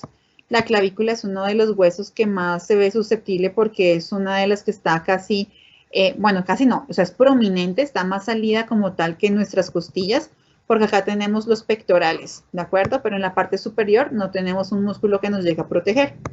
Estos son láminas de titanio, o puede ser también de aluminio, dependiendo. Y aquí vienen directamente los clavos. Los clavos nunca se van a colocar directos. Los clavos van a ir de acuerdo a la unión que se hace directamente con ese hueso. Las fracturas de húmero son por caídas de lado para adultos mayores, para deportistas que no tengan protección, por ejemplo. Por eso es que los del fútbol americano utilizan las sombreras para proteger este tipo de lesiones, pero no significa que no sean susceptibles a sufrir ese tipo de fractura humeral. En radio y cúbito, esto es un acabalgamiento, si se dan cuenta, tenemos también una fractura por angulación. Esta se generó, si la combinamos, tenemos que esta fue compresiva porque tenemos, digamos que el foco 1 y el foco 2 se tratan de unir. Esta es compresiva, pero miren que la tensil es la que primero se rompe, ¿sí se dan cuenta?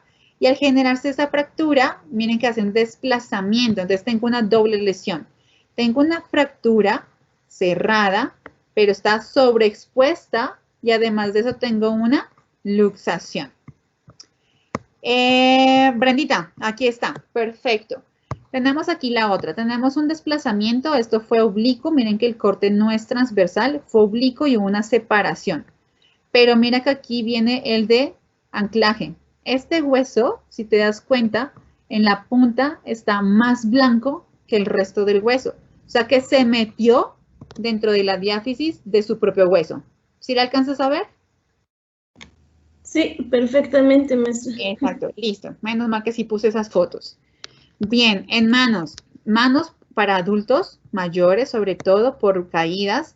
Inclusive nosotros por resbalarnos en un piso liso, estamos en una fiesta, nos caemos y apoyamos las manos. Pues bueno, tenemos separación completa de nuestros carpos o metacarpos dependiendo de la forma del impacto y también del mismo peso que tengamos nosotros. A veces, por ejemplo, por los jueguitos que hacemos cuando éramos pequeñitos, inclusive ahorita, que se pone uno en el piso y los demás se van cayendo encima. Bueno, pues el apoyo de la mano, siempre la mano se va a colocar en cualquier caída, siempre, o sea, hagan de cuenta que es nuestra defensa. La cosa es que la mano nos ayuda mucho para recibir el impacto o el peso de los demás, porque las costillas no son tan fuertes como lo son las manos. Cuando caen encima de sus compañeros, si no pusieran esas manos, habría compresión a nivel de las costillas, o sea que harían más resistencia a nivel pulmonar de poder respirar. Por eso siempre se coloca la mano y estos son siempre las que se van a llegar a lesionar. Es una mano derecha, entonces imagínense si el paciente era diestro, pues le tocó aprender a escribir con la mano izquierda. Cadera, mujer osteoporótica, ¿cierto? Entonces tenemos daño a nivel de la densidad ósea, si se dan cuenta, no es la misma aquí a nivel del acetábulo que en esta, ¿cierto? Tenemos también una separación a nivel de la sínfisis del pubis, tenemos aquí más marcado lo que es la comunicación coxofemoral que con esta. Y si nos vamos directamente con nuestro hueso a nivel de la columna vertebral, sabemos que esto pudo haber sido directamente por una caída. En fémur, fémur es complicadísimo, ¿ok? Cuando tengan una fractura de fémur, ustedes o sus pacientes o la estén viendo, tengan en cuenta que tienen muy poco tiempo para poderle salvar la vida a ese paciente si llega a ser una fractura abierta. Estas menos mal son cerradas, ¿de acuerdo? Pero son oblicuas y miren la punta que se genera. Esta punta es necesaria hacerla o limarla o quitarla para que el nuevo hueso se forme dentro de la alineación, ¿ok? En tibia y peroné, bueno, pues el peroné es el que más sufre por el tamaño. ¿Por qué? Porque es el más delgado, pero, o sea, es el más susceptible. Pero resulta que la tibia, aunque es un hueso más fuerte, se supone que es más resistente y además si es más gordita que el mismo peroné, es la que llega a sufrir los peores daños en las fracturas. Y es porque nosotros en la tibia, al frente, no tenemos músculo, ¿de acuerdo? O sea, no tiene a nadie que la proteja. Y por eso hablamos al inicio de la clase que el hueso tiene solamente el 2% de resistencia. Entonces, imagínense, si no tiene músculo, no tiene tejido adiposo, no tiene sino solamente la piel y vasos sanguíneos, pues este hueso se nos va a romper facilito, facilito. Y aquí otra vez, Brendita, aquí está la incrustación y de los dos huesos. Dime. Perdón, iba a decir que sería porque su único músculo es el tibial anterior, ¿no? Sí, pero no es como, por ejemplo, el cuádriceps, que son 4 o 5 músculos para algunos, con un hueso que es largo, que también es como susceptible. ¿Sí me entiendes? O tiene más protección el fémur a que lo tenga solamente la tibia. Sí, claro. ¿Listo? Y aquí está, mira, aquí está el otro ejemplo. Se ancló por arriba, se ancló por abajo. Entonces, esto lo que tienen que hacer es, lo que tienen que hacer es hacer una tensión a nivel quirúrgico, o sea, jalar este hueso hacia arriba, hagan de cuenta este hacia abajo, para separarlo. Si no se dañó la estructura por dentro, puedo sobreponerlo, poner tablillas, o aquí acá, por dentro y por fuera, y ver cómo osifica. Si de verdad hubo un gran daño a nivel de la médula ósea roja, de la médula amarilla, lo mejor es quitarlo y hacer un acortamiento del segmento. Y tenemos del pie por lo general no se coloca como tal los platinos, ¿no? Las láminas, sino que se colocan como alambritos. No sé si los han visto. Esos alambres es porque pues tengan en cuenta que nuestros huesos de la mano y huesos del pie pues son muy delgaditos y que además de que el pie pues permite lo que es la marcha. Entonces, obviamente no va a generarle hacer el movimiento de la flexión y extensión de las falanges porque va a ser completamente restringido, pero esto va a ser por un tiempo. Al paciente, a más o menos como a unos 3 o 6 meses, dependiendo de su osificación y dependiendo del daño de la lesión, entra otra vez a cirugía y le quitan esa línea metálica. ¿Ok? La idea es que ninguno quede en estas secciones porque, aunque la mano es considerada la que hace la motricidad fina, si tratamos nuestros pies, también hacemos que los pies realicen la motricidad fina. Y ya para terminar, lo del sistema óseo, les voy a hacer rapidísimo la explicación con respecto a lo de la consolidación, ¿no? Lo que venimos hablando la semana pasada y esta.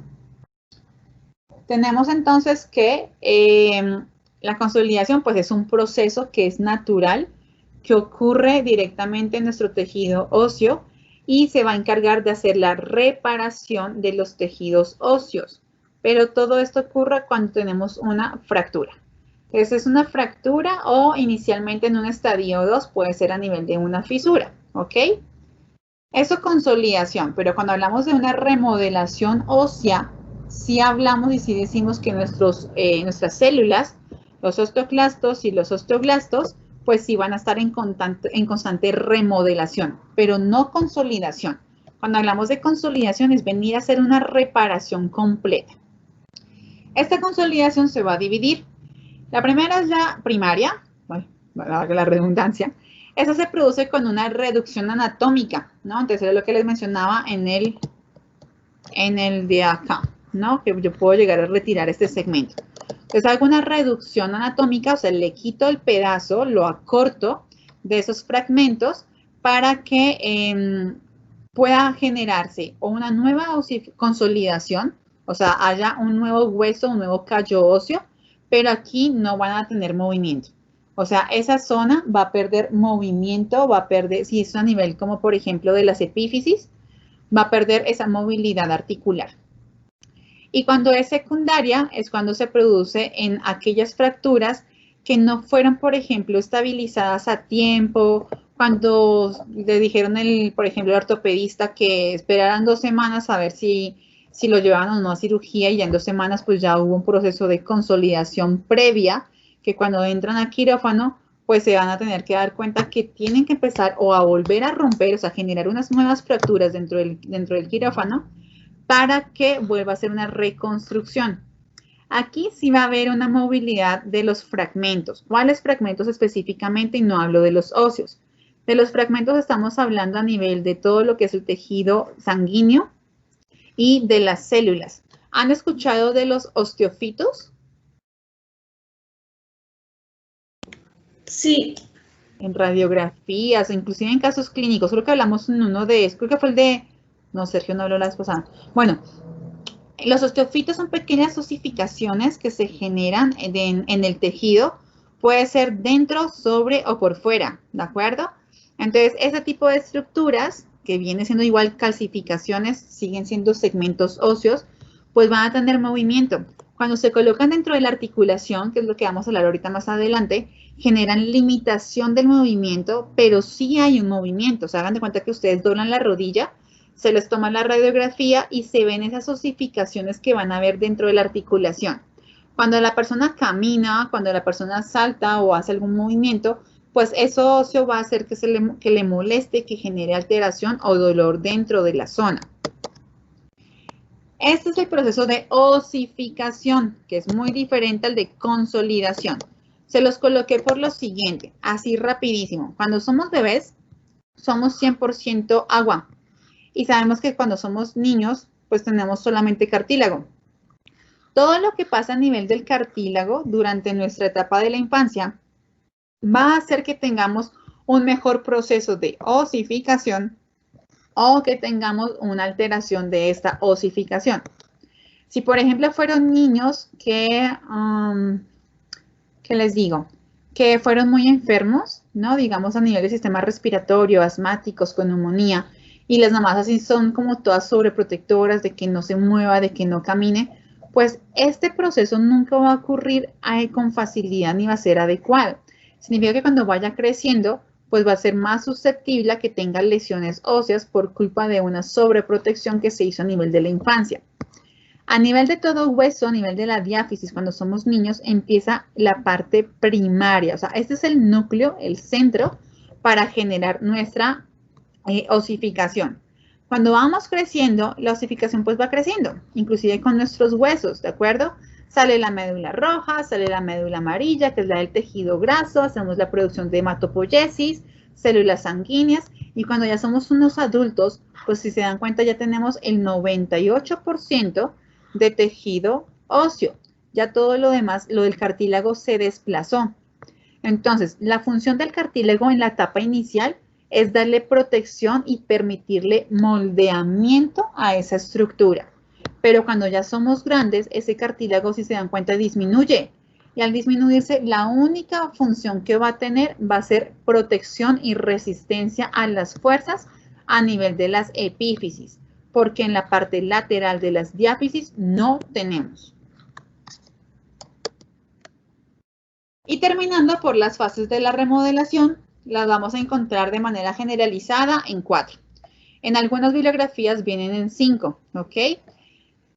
Tenemos que en la fase de activación es cuando las células tienen que empezar a activarse, valga la redundancia, por eso se llama así, fase de activación.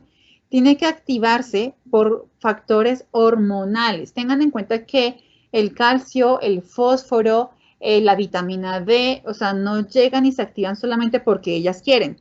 Tengan en cuenta que viene el sistema nervioso, viene el hipotálamo, quien es el que la segrega, luego tiene que venir directamente al tejido o órgano diana para que se active. Cuando se active tenemos los preosteoclastos. Los pre son como si fueran los paramédicos, ¿no? Son los primeros en que tienen que venir a hacer como un acercamiento y una atención directamente en la lesión. Pero la característica de la fase de activación es que solamente se activa cuando yo tengo mi parte hormonal activada. O sea, cuando las hormonas dicen, ok, vamos a trabajar. Luego de esto viene lo que es la fase de destrucción. En otras bibliografías lo pueden encontrar como la resorción ósea. Aquí vienen los osteoclastos. Los osteoclastos son esos obreros que se encargan de destruir el tejido, o sea, de quitarlo por completo. Entonces, si se dan cuenta, ese es el tejido, pero cada vez está siendo más oblicuo, ¿no? Entonces, ese tejido, estos osteoclastos se encargan de quitarlo, de quitar los escombros, de quitar esas paredes o ese cemento que ya no nos sirven. Y van a formar unas pequeñas lagunas, que son estos. Las lagunas las conocemos como los host sheep, ¿ok? Estos host sheet llegan a durar aproximadamente entre 1 y 3 semanas, pero dependiendo de la edad. Es más fácil una osificación en un adolescente, adulto joven, que en un adulto mayor o inclusive en una embarazada, porque tengan en cuenta que en una embarazada todos sus nutrientes se van directamente hacia el feto, ¿ok? Listo. Luego va a llegar una fase en donde tenemos un reposo. Yo sé que aquí los números los pueden poner en duda, pero tengan en cuenta que el reposo es donde yo tengo a mis osteoclastos completamente quietos. Mentiras, a los osteoclastos están quietos, porque aquí solamente están trabajando los osteoclastos. Cuando entran como tal los osteoclastos a una inactivación, porque ya terminaron de hacer sus host sheet, ¿cierto? Yo no puedo dejar esas lagunas ahí porque sí. ¿Quién tiene que venir a activarse? Los osteoblastos. Ellos antes estaban solitos, quietos, en reposo. Ellos están en reposo desde el principio. Por eso aparece como fase 1, ¿de acuerdo? Siempre los osteoblastos van a estar en reposo hasta que el osteoclasto no termine de hacer su trabajo. Ya terminaron, se van. Pero ¿cómo se van? Pues tienen que llegar los osteoblastos y tienen que empezar a activarse. Cuando se activan es cuando ellos empiezan a colocar ahora esos obreros, empiezan a colocar el nuevo cemento, la nueva estructura del hueso para que tenga una continuidad. Estos osteoblastos son los que actúan principalmente cuando tenemos la fase de fractura, pero ya es por una intervención quirúrgica, ¿de acuerdo? Antes, cuando tuvimos nuestra fractura, estos eran los que estaban trabajando y estos eran los que estaban en reposo. Estos todavía ni siquiera se les había llamado. Pero luego tenemos la fase de formación. La deformación es, ok, osteoblasto, despiértate, ya el osteoclasto dejó de trabajar, ya me dejó este hueco y esto no puede ser así. ¿Qué es lo que tiene que hacer? El osteoblasto viene y pone el cemento, tiene que empezar a hacer todo el proceso de secado. Es lo mismo que hacer una construcción. Por eso es que el tiempo va a ser mucho más largo, ¿de acuerdo? Puede ser entre 3, 4, 5, inclusive ha llegado hasta 12 meses en que puede llegar a durar una persona con un yeso, dependiendo de la zona o el tipo. Esos osteoblastos van a colocar nuevas células, ¿ok? Van a rellenar esas lagunas de host sheet y van a tener mineralizaciones. ¿Cuáles son los minerales que necesitamos para que los osteoblastos tengan una excelente funcionalidad? Y son 3. Calcio en mayor porcentaje, luego viene el fósforo en medio porcentaje y luego viene la vitamina D en menor porcentaje. ¿Quién les da la vitamina D?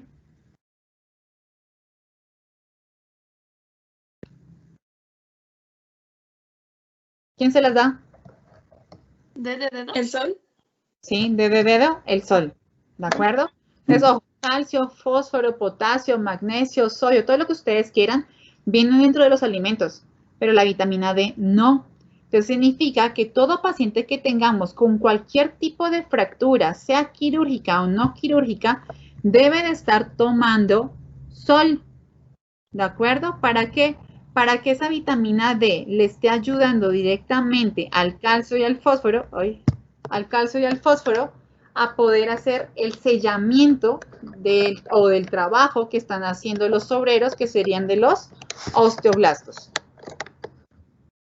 ¿Claro? Entonces, si se dan cuenta, los dos entran en reposo. Dime. ¿Que por eso se recomienda al adulto mayor sus baños de sol?